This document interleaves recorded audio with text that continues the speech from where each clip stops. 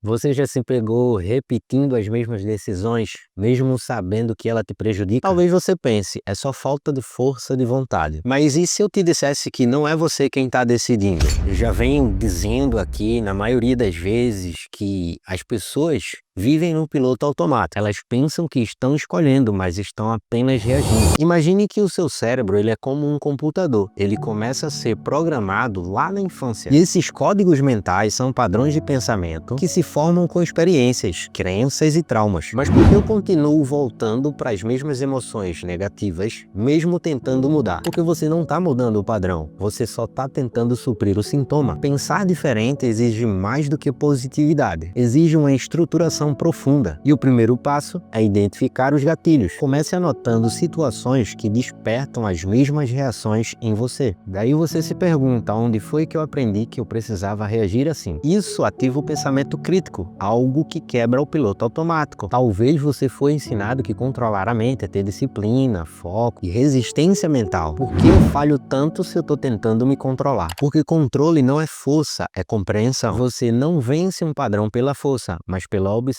inteligente. Então use a técnica do pensamento espião. Observe os seus pensamentos como se eles fossem de outra pessoa. E quando você se distancia deles, você percebe que nem todos merecem crédito. E aí sim você começa o seu verdadeiro controle. E quantas vezes você disse, esse é o meu jeito de pensar? Você acreditou que personalidade e pensamento são a mesma coisa? Será que eu sou os meus pensamentos? Não. Você é quem observa os seus pensamentos. Perceba que a sua identidade, ela não é fixa. Ela é um reflexo dos padrões que você aprendeu a repetir. Então treine diariamente a prática do questionamento interno. E toda vez que um pensamento te prender, pergunte, de quem é essa voz na minha cabeça? Esse pensamento me fortalece ou me limita? Ao fazer isso, você reprograma o padrão, não pela negação, mas pela consciência. Os padrões de pensamento são como uma trilha, uma floresta. Se você sempre anda no mesmo caminho, ele se torna mais longo e mais difícil de sair. E se você decidir parar, observar e pisar fora da trilha, um novo caminho pode ser criado. Você não é o prisioneiro dos seus pensamentos. Você é o engenheiro da sua mente. Cresça em silêncio.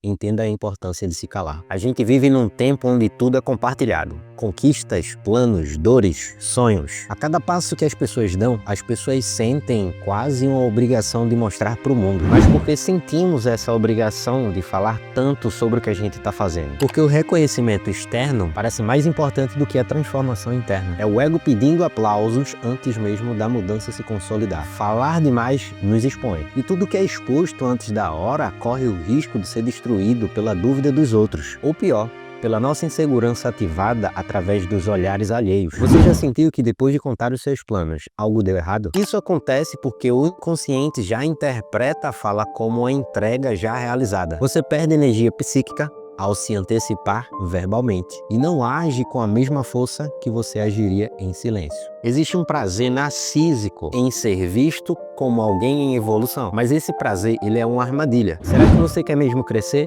ou parecer evoluído? A verdadeira evolução ela é quieta, ela é dolorosa e imperceptível para os outros, mas transformadora para quem vive. Na necessidade de exposição, quem cresce em silêncio parece invisível. Mas será que silêncio é ausência ou maturidade emocional? Silêncio é potência. É foco sem distração. É a incubadora de grandes transformações. Enquanto te subestimam, você se arma por dentro. Resumindo, calar não é omissão. É sabedoria emocional. Quem cala não está perdendo espaço, está guardando energia para agir com precisão. Então cresça em silêncio. O barulho vem depois, com os resultados, comemorações. Por que você não consegue aceitar um relacionamento bom?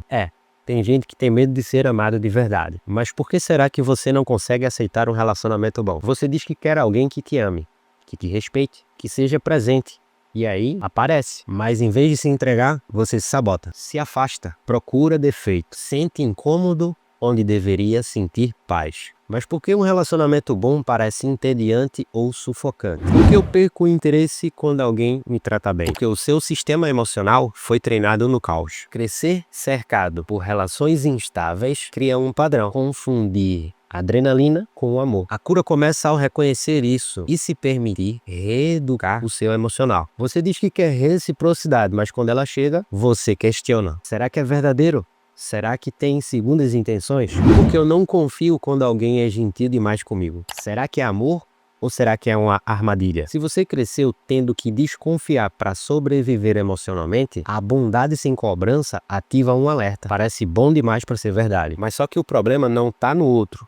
Está na sua régua emocional. Mas desconstruir isso exige reaprender a sentir segurança na calma. Se eu sentir borboletas no estômago, é sinal de amor. Soa romântico, mas é perigoso. Você precisa entender que o verdadeiro amor não acelera o coração, ele acalma o coração. Se o amor para você parece um campo de batalha, talvez você esteja viciado na guerra e não no sentimento. Por que eu fujo quando alguém demonstra que realmente me quer? Por que ser desejado me assusta? Porque isso confronta a sua crença interna de que você não é digno. Receber um amor sem precisar implorar por ele coloca um espelho na sua frente. Será que eu realmente me amo o suficiente para aceitar ser amado por alguém? A resposta está em curar a sua própria autoimagem e não mudar de parceiro. A conclusão é que você não rejeita o amor porque ele é ruim. Você só rejeita porque não aprendeu a reconhecer. As relações são como águas puras. Se você só aprendeu a viver tomando veneno emocional, elas vão parecer sem gosto no começo. Mas é porque ainda o seu paladar afetivo está intoxicado. Não é que você não queira ser feliz, é que a felicidade te parece estranha demais. Para resolver conflitos, aprenda a dizer não. Você nunca vai resolver conflitos se não aprender isso. A arte de dizer não. Desde pequenos, aprendemos que dizer não é ser malcriado, egoísta ou causar confusão. Então crescemos dizendo sim para evitar o desconforto. Mas aí é que tá. Quem não aprende a dizer não, acaba entrando em conflitos ainda maiores, externos e internos. Você já se sentiu sufocado por ter aceito algo que não queria? Por que eu me sinto tão sobrecarregado mesmo tentando agradar todo mundo? Porque agradar é um vínculo disfarçado de gentileza. Dizer sim o tempo todo não evita conflitos, apenas adia os conflitos. Quando você se cala para manter a paz com os outros, você só começa uma guerra dentro de você. Dizer não cria conflitos, então é melhor ceder. Será? Parece sensato, mas é um engano perigoso. Dizer não com respeito é um ato de paz, não de guerra. O conflito verdadeiro nasce quando você mente sobre os seus limites só para ser aceito. O não é o limite que preserva o seu sim mais verdadeiro. E você já percebeu que quanto mais você cede, menos te respeitam? Porque as pessoas abusam da minha boa vontade. Porque elas percebem que o seu sim está sempre à venda e barato. Quando você aprende a dizer não, você ensina a outra pessoa a lhe enxergar com clareza. O não, ele não afasta quem te valoriza, ele filtra quem te manipula. Você tem medo de parecer egoísta quando você impõe os seus limites? Como impor limites sem parecer uma pessoa ruim? Entenda que egoísmo é exigir que o outro se anule por você. Amor próprio é não se anular pelos outros. Dizer não com clareza e empatia mostra maturidade emocional e não frieza. Resumindo, conflitos não se resolvem com silêncio ou submissão. Eles se resolvem com coragem e verdade. E o primeiro passo para essa verdade é um não bem colocado. Quem aprende a dizer não, começa a viver um sim bem mais autêntico, porque a paz verdadeira não é evitar o conflito, é viver em coerência com o que você é. Você já parou para pensar que talvez o que você chama de amor nunca foi amor? A gente vive numa sociedade que romantiza o sofrimento. Nos dizem que amar é sentir borboletas no estômago, pensar na pessoa o tempo todo, morrer de ciúmes. Mas será que isso é amor? Ou uma projeção emocional disfarçada? Afinal de contas, o que é projeção? Projeção é aquilo que você atribui ao outro, aquilo que está dentro de você, mas que não quer ou não consegue ver. Em um relacionamento, isso acontece quando você não enxerga a pessoa como ela realmente é, mas sim como precisa que ela seja. Por que eu me apaixono por pessoas que parecem perfeitas no início e quando o tempo passa eu vejo que ela é totalmente diferente? Porque talvez você nunca tenha amado a pessoa real. Apenas projetou nela partes suas que estavam carentes, feridas ou idealizações. Muita gente diz, eu te amo. Mas o que realmente quer dizer é eu te preciso. Mas como saber se eu tô amando de verdade ou só tô preenchendo um vazio? Pergunte para si mesmo. Se essa pessoa não me desse atenção, carinho ou segurança, eu ainda estaria com ela ou só tenho medo da ausência? Se a resposta for o medo, talvez não seja amor, seja apego. A maioria das pessoas acredita que o amor verdadeiro é aquele que nos completa. Parece bonito, né? Mas é uma armadilha. Amor saudável não completa. Amor saudável transborda. Quando duas pessoas se unem, o amor é escolha e não necessidade. É liberdade e não prisão. É verdade e não fantasia. Muitos não estão em relacionamentos, eles estão em reencenações emocionais do passado. Buscam no outro o pai ausente, a mãe controladora, o salvador invisível. Por que que os meus relacionamentos parecem repetir sempre os mesmos padrões? Porque a sua mente já busca no outro um papel já escrito. E sem perceber, você se prende a um roteiro antigo esperando um papel diferente. E qual a saída? Tomar consciência disso e reescrever a sua história emocional. O que você chama de amor pode ser o espelho das suas feridas tentando se curar no outro. E o que você sente como perda talvez seja a retirada de uma ilusão. Então eu te pergunto, você vive um amor, uma projeção ou um roteiro? Será que você está preso ao amor da sua mãe e você não percebe? Desde o nascimento, o primeiro vínculo afetivo que a gente cria é com a nossa mãe. É dela que a gente espera proteção, alimento e carinho. Esse vínculo ele é tão poderoso que molda a nossa maneira de se relacionar com o mundo. Mas aí vem a pergunta que pouca gente tem a coragem de fazer. Você realmente ama quem está do seu lado? Ou você repete o apego que um dia você teve pela sua mãe? Essa dúvida dói. E a verdade é que muitos adultos carregam feridas infantis disfarçadas de relacionamentos maduros. Minha mãe sempre me amou demais, isso deve ser bom, né? Parece lógico. Quanto mais amor, melhor. Mas cuidado, amor em excesso pode sufocar.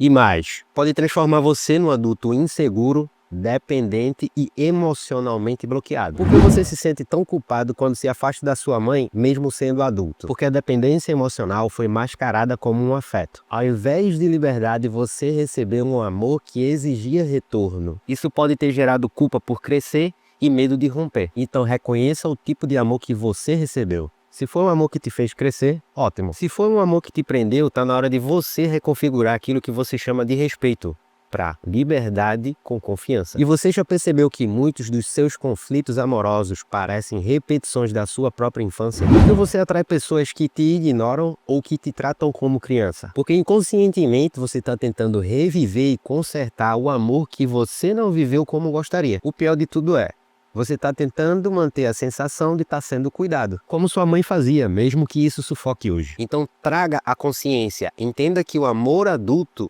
precisa ser diferente do amor materno. Ele deve permitir a troca e não a simbiose. Estar preso ao amor da mãe não significa amar ela demais, mas sim ainda depender emocionalmente de algo que já deveria ter virado alicerce e não corrente. E como se libertar sem abandonar a mãe? Você não precisa deixá-la. Você só precisa deixar de ser filho emocionalmente. Crescer dói, mas viver preso à infância dói ainda mais. O amor verdadeiro é o amor que te liberta. E crescer é o maior agradecimento que você dá para quem te deu a vida. E agora é a hora que você deixa like e se inscreve no canal. Eu vou deixar algumas informações aqui na descrição. Então se controle, só você transforma o seu resultado em positivo.